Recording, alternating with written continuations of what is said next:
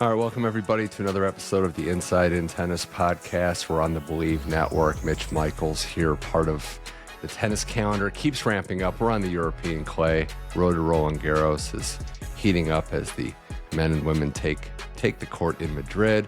Joining me now on the show to recap a great week in tennis, to talk about this Madrid Masters, to talk a little bit about himself. He's been an ATP Tour writer. He's a young media professional covering and on-site at a lot of events, including the Challenger events. Joining us now for the first time on the show, Grant Thompson. Grant, welcome to the show. Excited to get the chance to talk to you.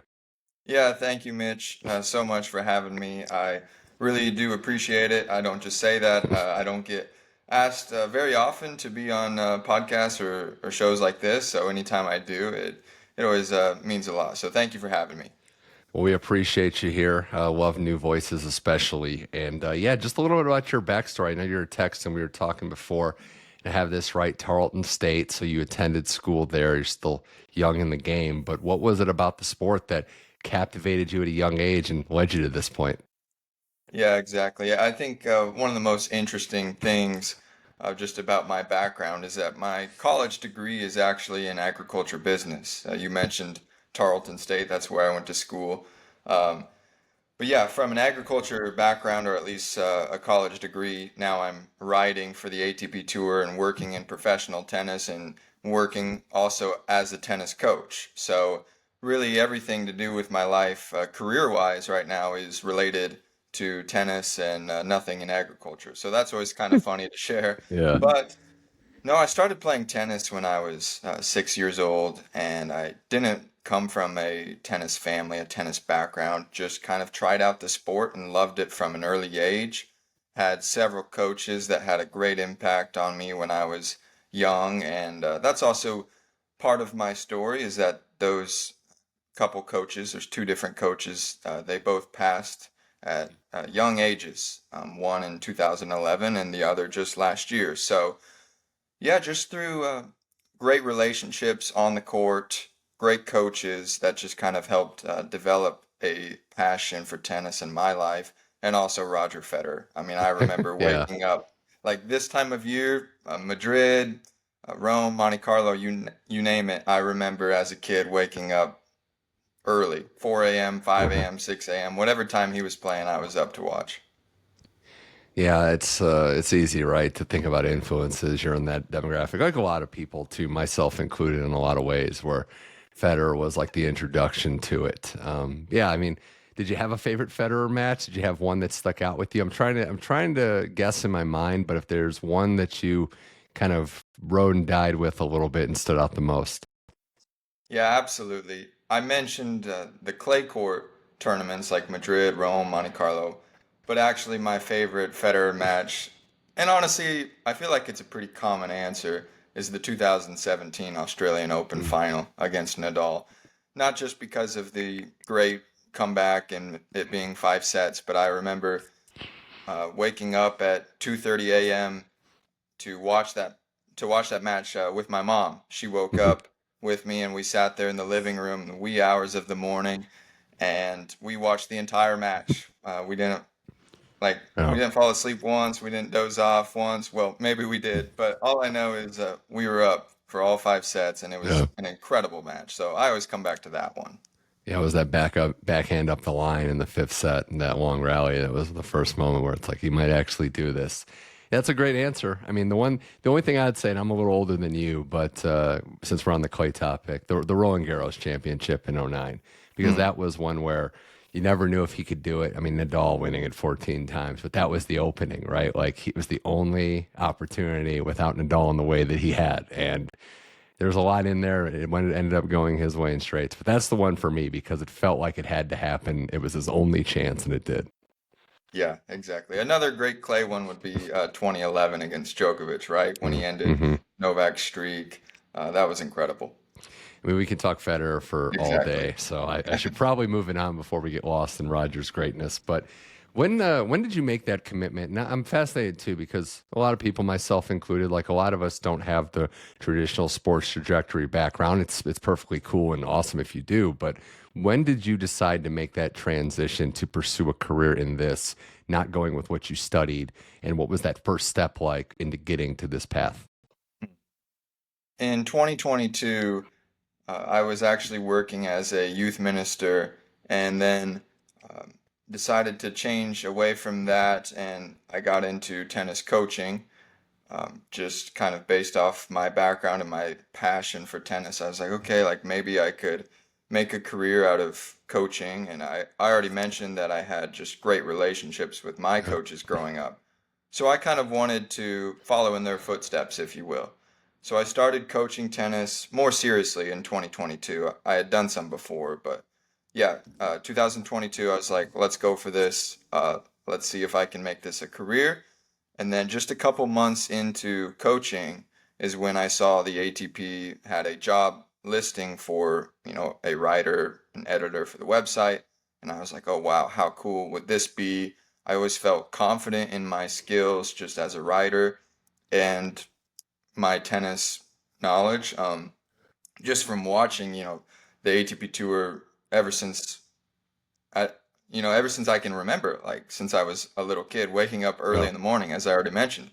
So it just kind of came together that I was thinking about chasing a career in tennis, and then the puzzle pieces just started to work itself out from coaching tennis to then writing for the ATP. And ever since I got connected with the ATP, I mean, the opportunities have just been great. You mentioned at the top of the show some of the travel I've been able to do, Mhm. been able to build a lot of connections just in the professional tennis world. And you talk to anybody, and I think that's what they'll say is it's all about connections, right? Yeah. Sometimes we get tired of hearing it or saying it that it's about who you know. But man, in my few years working in professional tennis, and it just seems so, so true. Right. You have that kinship when you're there. They know you. They start to get to know you. They see the person behind the stories that are out there. And also, you're young, and a lot of these challenger events, they're young too. So there's got to be a kinship of this era. A lot of these players are your age trying to find their career in athletics. Exactly. And I think a big part of it is also as you start making these connections, you never know who knows who, right? You meet one person and then you have conversation with them and you realize that they know somebody that you want to be in touch with or work for, work with, so that's been something that my eyes have kind of been open to in these few years working in professional tennis. It's a remarkable feat already to accomplish what you've done too. And yeah, just kind of going off of it before we turn our attention to the current era and what's happened recently. But if you could kind of explain to people what they might miss on television. Television's great to watch tennis, but what's something when they're there, like a fan or even someone covering the sport, that the television doesn't really capture about being on site at a big tennis match? Yeah, great question. I think first off, I'll kind of answer this in two parts. I think first off, fans have to go to a smaller tournament, a small event. Don't get me wrong, I love the Grand Slams, the Masters 1000s, these big tournaments.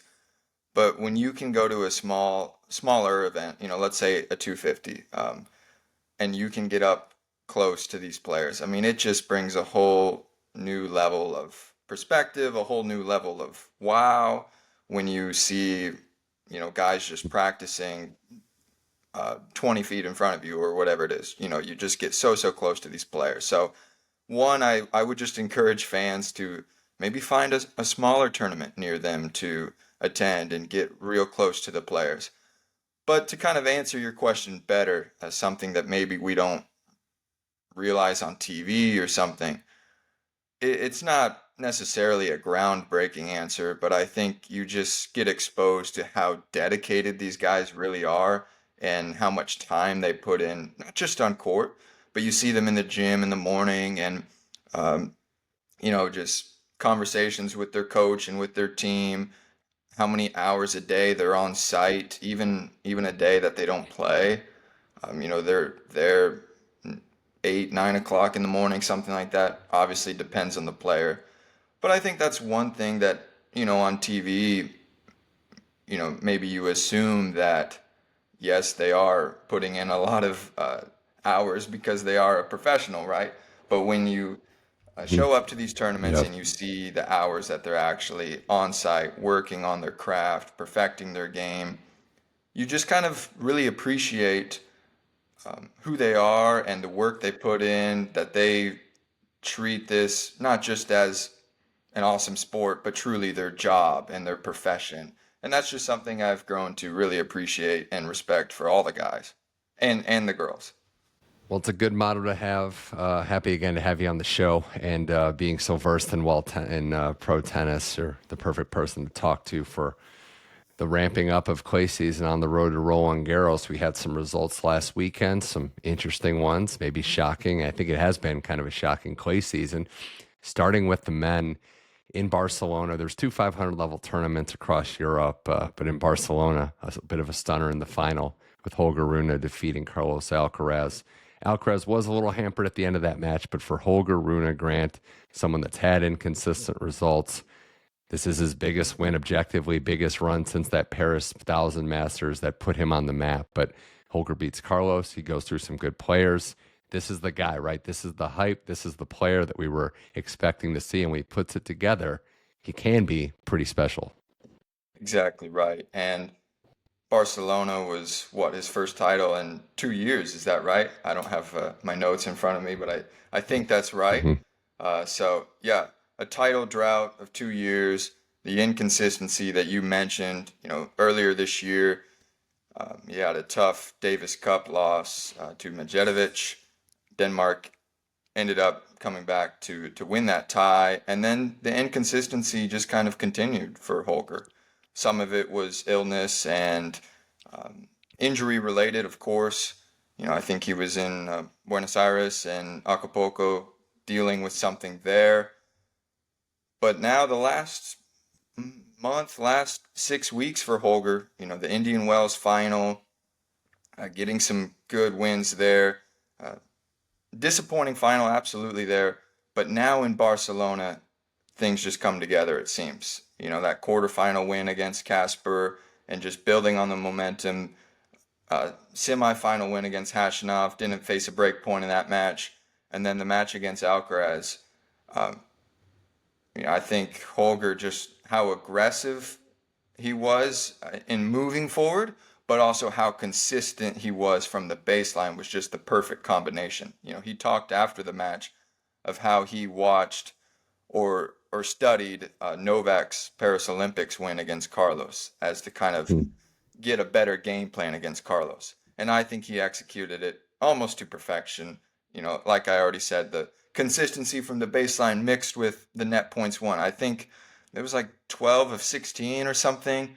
And obviously Carlos maybe going through a little bit of a leg injury as the match wore on. We'll see if that affects him in Madrid and as we go forward. But for Holger, Yeah. I think it was good to just see clarity in his game plan. I think maybe that's been something that's been lacking, not just on court, but also with his team, right? He's mixed coaches, or he's changed coaches really several times throughout the last couple years. And so now, hopefully for Holger, there's just more clarity in his game plan, clarity in his team, and he can continue the form that he showed last week in Barcelona.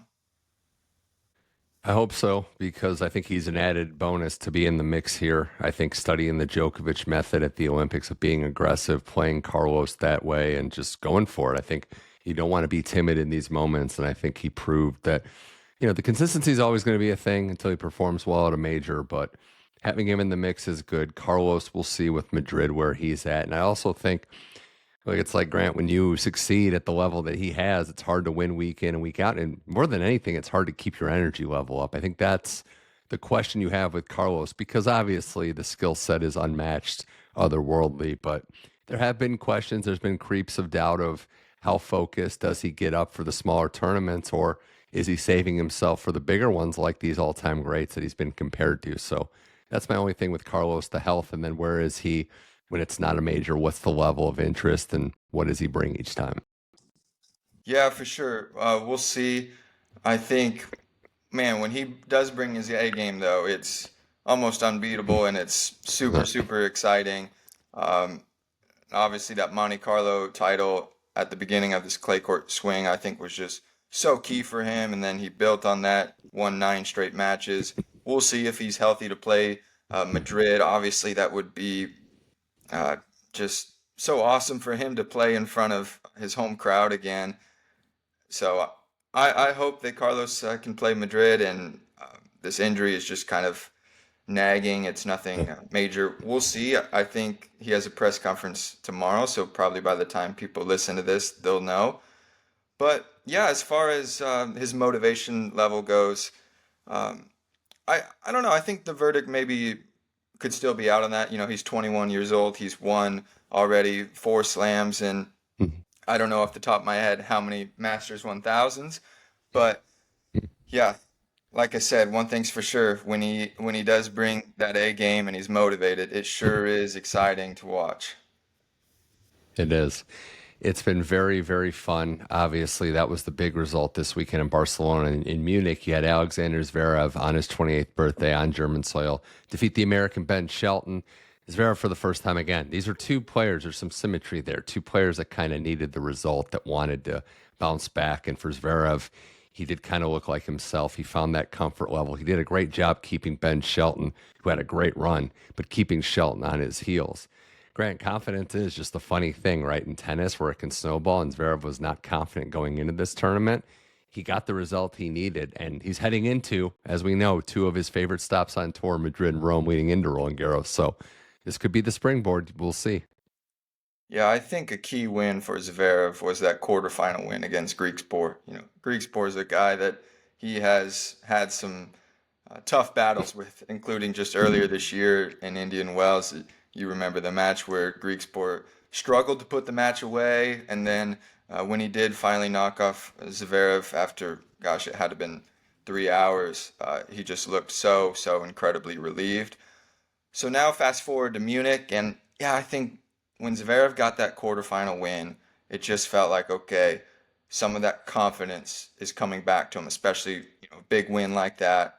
And sure enough, semifinal and final didn't drop a set. And that final, I mean, as you mentioned, he really took the racket out of Ben's hand. You know, he served great in that final, didn't face a break point. And yeah, now Madrid, a tournament that I think really suits his style of play, just with the higher altitude and just his firepower, yes, on the serve, but also from the baseline. So I think, yeah, the next 10 days could be something to watch for Zverev, especially because I was looking at the draw earlier, and there's some guys in his section that he has struggled with, including Cerundolo, who beat Zverev earlier this year on clay, and then Fils as well, who just beat him in Miami. So he has a tough section in Madrid, and now that he has that confidence back, he picked up his third title in Munich. By the way, Alcaraz was going for his third in Barcelona. Zverev picks up his third in Munich. So now that he has that under his belt, let's see how he does with this confidence back. Where's the serve at with these higher altitude conditions? I saw today Francisco Comasania, 5'10", from Argentina, 16 aces in his match.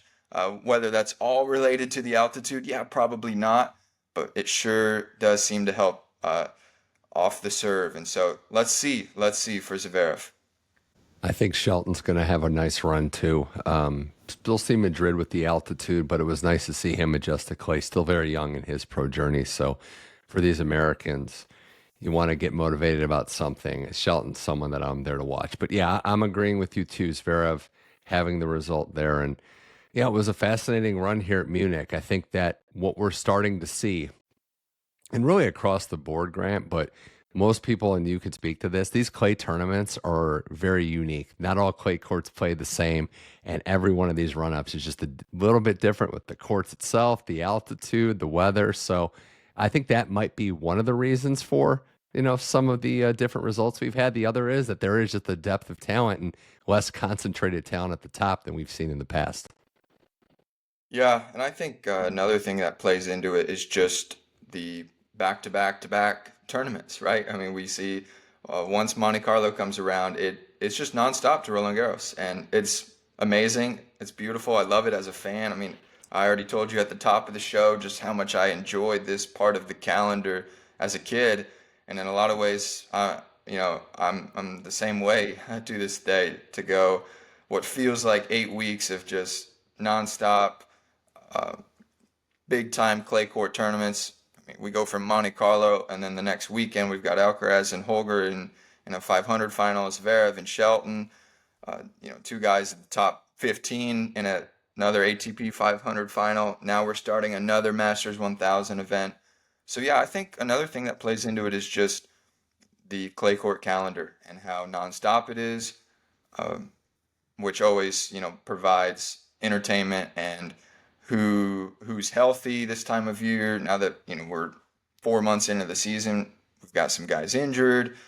Uh, how does fatigue play into it when we're going back to back to back weeks, stuff like that. So it's all exciting. Yeah, I agree completely. More with Grant Thompson here on the Inside in Tennis podcast, talking clay season. We got Madrid coming up, but some news and notes on the women's side. And on the women's side, the story last week was Jelena Ostapenko winning the Stuttgart Premier Tournament on the WTA, defeating number one and number two in the world to do so, Iga Swiatek and Aryna Sabalenka in the final. 1 and 2 hadn't been done since Serena did it on the blue clay in Madrid years ago. But for Ostapenko, another example, right? When she's feeling right, when she's feeling herself, when everything's going right, she's unintimidated, she's unbothered, and can hit with anyone. That was some startling stuff, Grant, because I'll put it to you like this as well. None of those matches seemed like flukes. The better player won each of those matches, and the better player all week was Jelena Ostapenko. Exactly right. And I mean, every time she's playing Iga, the same conversation is had, right? That head to head now 6-0. So really another just impressive week for her, and to do it uh, without dropping a set in the semifinals and final there against Sabalenka. That was super, super impressive. So great for her. I mean, also because we talked about some of the inconsistencies for these other players, but she's kind of been one ever since mid-February, the last 2 months. She lost several matches in a row, including her first match in Indian Wells. So great to see her kind of turn that around in Stuttgart and extend that head-to-head against Iga to 6-0. Super, super impressive. That's just such an insane rivalry. There really isn't a precedent. I've said it before. There's ways that Ostapenko matches up against Iga. There's certain stylistic things, but it's also mental. It has to be at this point. You don't beat someone 6 times without a mental factor being there. And to do it on clay is one thing. Now, I'll say this too. If she beats her, she's in her quarter at Madrid, but she starts beating her at outdoor clay. She starts beating her at some of these tournaments. That would be even more stunning.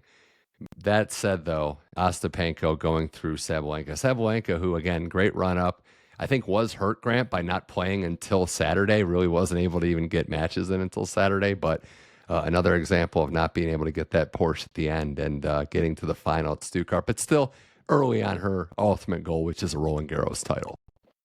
Exactly. And I think if you're Sabalenka, yeah, even though the final didn't go your way, still obviously a great result, and her season is well on track, with the Indian Wells final, and now obviously she really wanted that one against Andreeva. But then, to go to the second leg of the Sunshine Double in Miami and win that, and now onto the clay, you final your first tournament there. So nothing to panic. Of course, she would have loved to win the whole thing, but she's on track to continue this great season as number one. We'll see where this goes. There's an opportunity for Ostapenko. Yeah, we'll see where this goes. There's an opportunity for Ostapenko to keep it going, perhaps. Iga, another tough setback with a loss to Ostapenko as well. But yeah, it was just stunning. And then the other clay court result to touch on, Grant, was Aryna Svitolina winning in Rouen, a smaller tournament for sure, 250. But Svitolina back in the winner's circle, beating Danilovic, and just proving again that you can rely on your veteran instinct, you can rely on your game. Svitolina winning does not shock me. She's been very, very professional in her approach to everything, coming back from having a kid and then ultimately outgrinding a younger opponent. hmm And then today, Wednesday in Madrid, and Gael's playing his first round match, and she's there in the box. I think I saw her there, Hmm. after not dropping a set all of last week. And then I don't know if you saw on social media their kind of uh, fun moment that her and Gael had in getting to Madrid, where I think she told Gael that she had ordered a Uber XL, and then it was definitely more Yeah, than an Uber XL. it was. It was like a full blown van. It could have taken a sports team somewhere, but hey, you got to keep the traditions going. No, we'll see. I mean, that takes us into Madrid. Now I'm looking at it from starting with the women's side, a perspective of contenders who can step up, who can perform. You have Sabalenka and Iga at the top. I guess for Iga, look, we know what she can do on this surface and at Roland Garros, but she's another one that isn't coming into this run with a lot of momentum. A title here or a deep run will be huge. She does play Yala coming up, so she's got the rematch there with the person that knocked her out of Miami. So Yala, Ostapenko, some demons that maybe she can, exacerbate there, Grant, and get through, and maybe finally get on the winning foot going into another Roland Garros title defense.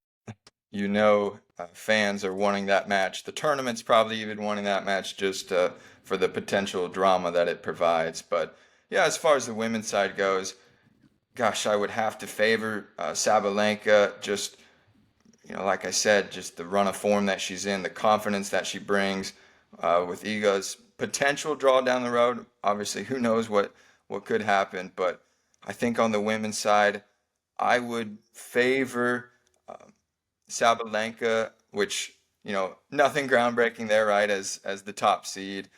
Uh, so I think another interesting thing is I'm very interested to see how Mira Andreeva does at this tournament, and just the standout 4 months that Mhm. she's had. Well, more than 4 months if we're talking just her terms of her career, but in terms of this season, uh, I'm really interested to see how she does in Madrid.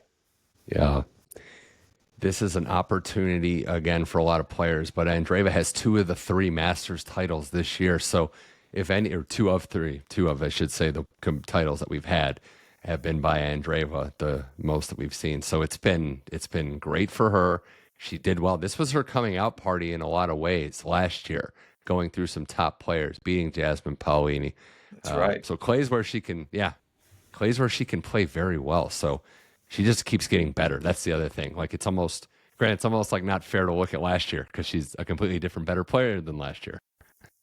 Exactly. Last year, Madrid, she was what, top 50 in the world, and now she's top 10. And you mentioned the titles that she's won this year, including Indian Wells and beating Iga and Sabalenka on the way. So, yeah, it's tough to compare from last year. We know she's a completely different player, as a top 10 player now, carrying the confidence of the world with her.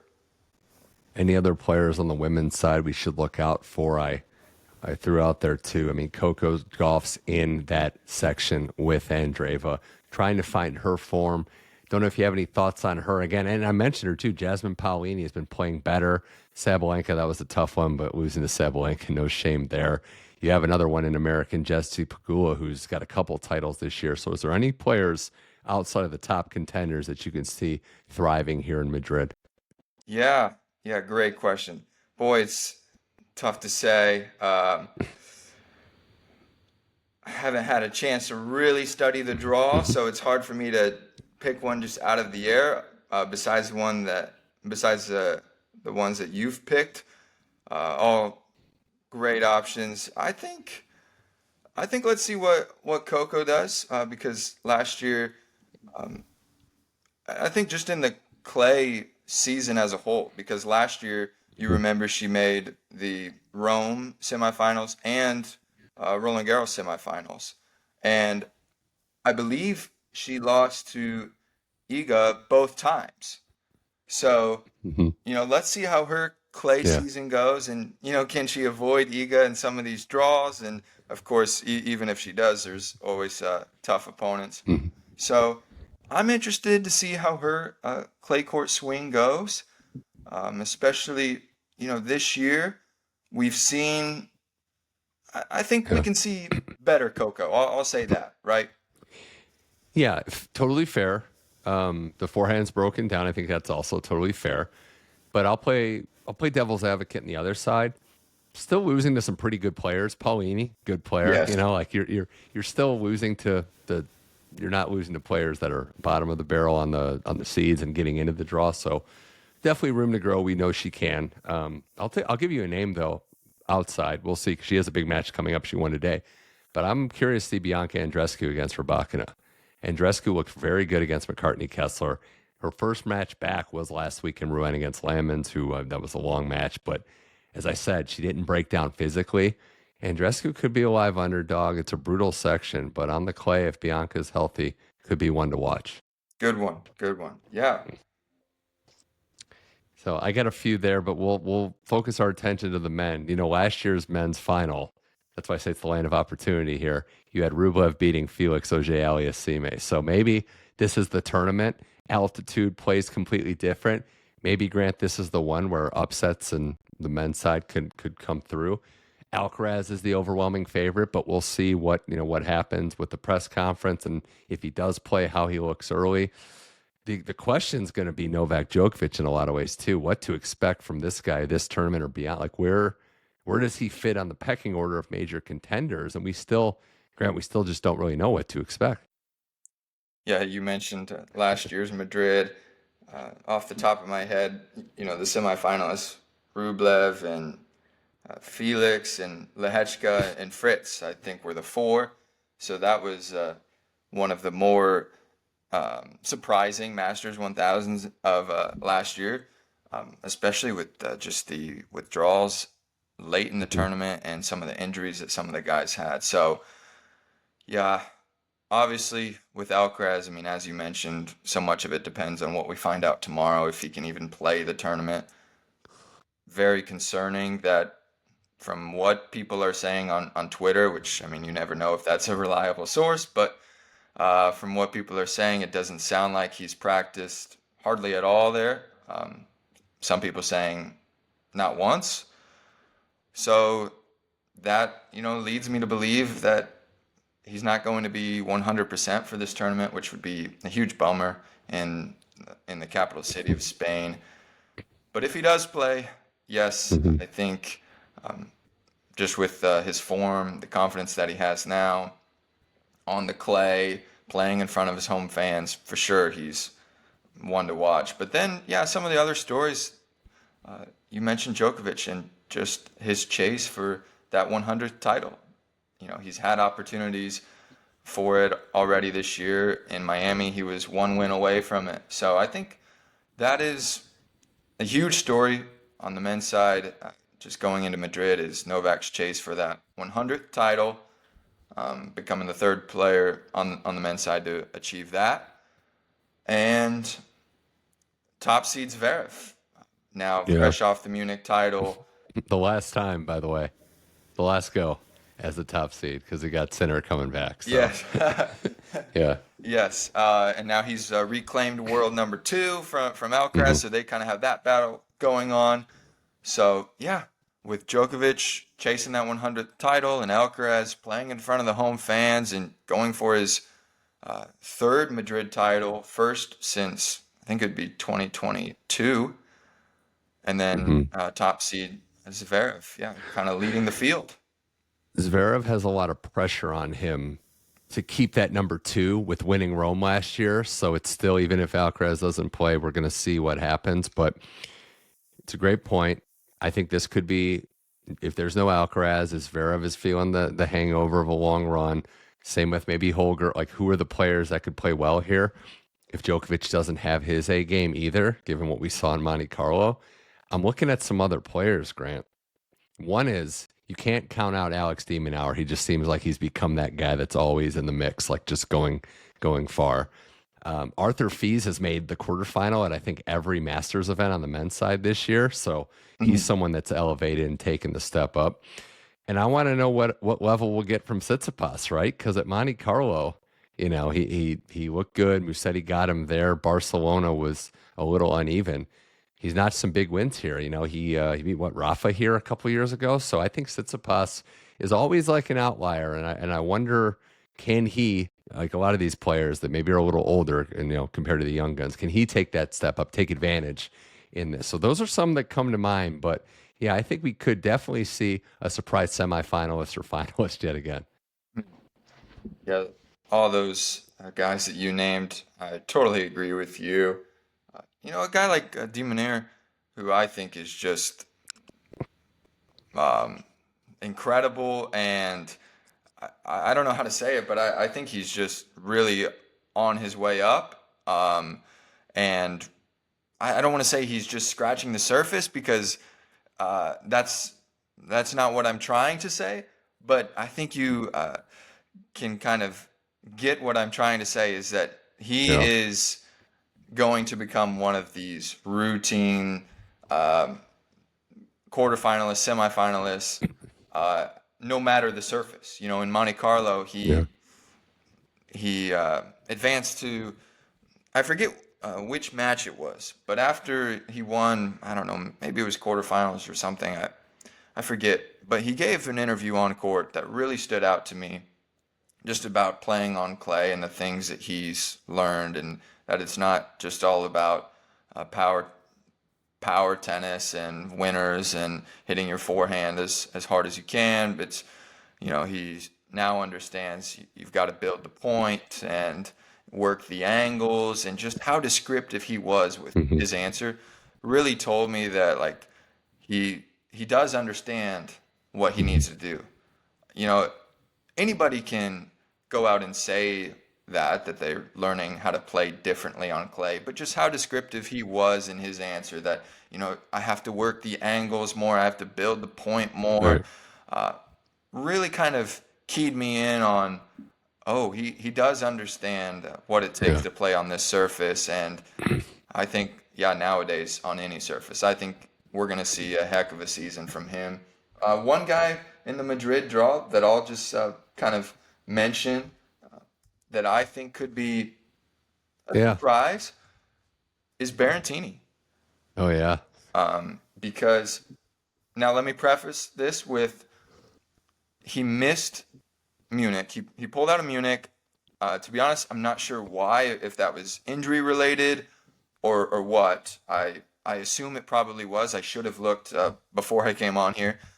But I think when he is at his best, and he has shown some flashes of his best this year, defeating Zverev in Monte Carlo. He had that win against Djokovic earlier this year. When he's at his best, oh man, I don't want to put like a ranking on it, but let's do it. Let's say top Uh-huh. 10. And now in Madrid, I look at his draw, and I think he can surprise some people if he's healthy. Potential Yeah. matchup with Draper pretty early on. Draper, obviously great season there, but how Hmm. comfortable is he on the clay? I think Berrettini could get him. And also just in Madrid, we already talked about the high altitude conditions. This is his first time playing, I think, since making the final in 21. Mm. So I look at his draw and some of his results from this season, and I I think Berrettini could be a surprise pick. Let's see. That's a good choice. That could be a very, very solid one there. I think there's real possibility. And I want to say, because, Menchik wins Miami, he's going to play Ethan Quinn. Shout out to Ethan Quinn, because he grinded through qualifying, had a great match, and then, wins his first main draw match too. So, no, that's a good one. There's Berrettini. There's a few others. If you have female listeners on the show, they're going to appreciate that pick a lot as well. So, yeah, Musetti too. In the Italian theme, I think Musetti, if he's back right, he pulled out of Barcelona. He gave it his all in Monte Carlo. His body was like shutting down against Alcaraz. So he'd be one too. But this is going to be a fun Madrid Masters. We got another stop on the road to Roland Garros. There's a lot to discuss. I had two last things here, Grant Thompson, on the Inside in Tennis podcast. One being Jannik Sinner's return. What should we expect when he comes back? Rome. He's been out for a bit, but he's still going to have the number one ranking. He's actually still leading in the race, playing one tournament. So what to expect when we have Sinner back in the mix with Roland Garros just a couple short weeks away. Yeah, I think Alcaraz may be leading the race now. Is that right? Because Okay. of Yeah. Monte Carlo and Barcelona. But yeah, as of just a couple weeks ago, he still was, which was surprising after the Sunshine Double, uh, which obviously both of those tournaments give out 1,000 points to the winner. So yes, that was surprising. But yeah, I mean, look, in Rome, Sinner back after several months out. I think we're gonna see some raucous crowds. We always do in Rome. The tournament is so well attended. It's a beautiful venue, beautiful site, and yeah, his return I think will bring out even more of a raucous crowd in Italy. As far as his game, though, his form, boy, we'll see. He's still number one in the world. I'm not going to bet anything against him, and I don't know. It will be interesting because I think no matter who you are, even if you are number one in the world, we've seen it from Djokovic. Any time away from the game, there always seems to be some sort of, you got to shake the rust off, we'll say. Right. And so we'll have to see how much rust there is. But yeah, I think his first two tournaments back, Rome and Roland Garros, it seems like he'll be in contention at both of them. I'll say that, and we're a month out. He's going to have some, we'll see rust. I mean, he's got the benefit of youth on his side, but should something happen with an early exit in Rome, could we possibly see him try to get a tune-up in the week before RG as the number one player in the world? I don't know. It'd be unprecedented territory, but we'll have to see. Grant Thompson, last question for you. And this goes into your challenger, experience and also players to watch. But who could be the next player to have a breakthrough? Maybe somebody on the radar that you've seen or, challenger level, young player that you think could be the next one to step up and, become known to the general public. Yeah, great question. Always tough to answer this. I will say, I think there's two guys. They're both next-gen guys, which we commonly see on the Challenger Tour when we're talking about who's next, who's breaking through. Look at the Challenger results, and you'll see. I think there's two guys that stand out to me. One of them playing main draw this week in Madrid. I think he actually plays tomorrow, so Thursday. Maybe hasn't had the best of results so far yet this year, but let's see. Martin Landaluce, I think, could be one to watch. He's got that Spanish tennis background. He won a challenger title last year, I think it was, at age 18. I'm going from memory, so it's always a little dangerous, right? But boy, you look at how young they are when they win their first challenger titles, and also one thing I like to look at is how many challengers have they played by the time they win their first challenger. I think you mentioned Mensik earlier. I think he won his first challenger in just his sixth outing on the Challenger Tour. So that always stands out to me. That's always something I like to look at for these next-gen guys. And so the second one is, I'm probably going to butcher his name, but Nikolai Budkov Kayer. We'll go with. I'll have to work on that pronunciation. I'll have to ask him about that next time I interview him. But he is one that when he won his first challenger title earlier this year, I think it was just his seventh, eighth challenger outing. Again, going from memory there from when I wrote it. But yeah, I like to look at how many challenger tournaments have they played by the time they win their first challenger title, or even if they make the final. I think a couple years ago, Ben Shelton was a guy who was already making finals very early, and of course that was after his college career, so he was a little bit older than some of the guys we're talking about here. But yeah, those are two names I think fans should keep an eye on this year. That if they're listening to this podcast, they probably already know who those guys are.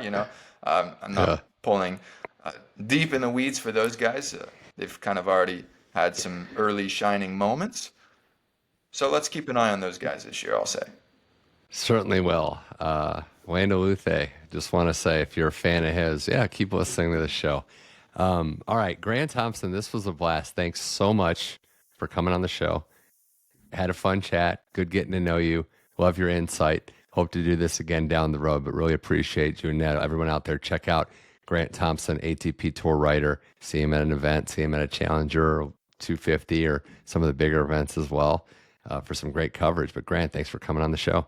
No, thank you. Thank you for having me. I appreciate it.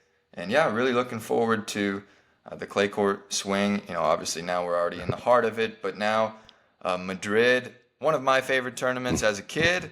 And I think both sides, men and women, I think we've got a pretty open draw. Storylines in both that we went through. And yeah, thank you so much for having me. I look forward to maybe doing this again in the future, and enjoy Madrid. Can't wait. That was Grant Thompson. We appreciate him on the show. This was the Inside in Tennis podcast. We're on all your platforms, so just search for the podcast on Apple, Spotify, iHeart, wherever you get your shows. You can leave a nice rating or review and subscribe, so when you subscribe, every episode is automatically downloaded to your listening device. And check out the YouTube page at Mitch Michals for the full video episode of this and all of the podcasts on our catalog.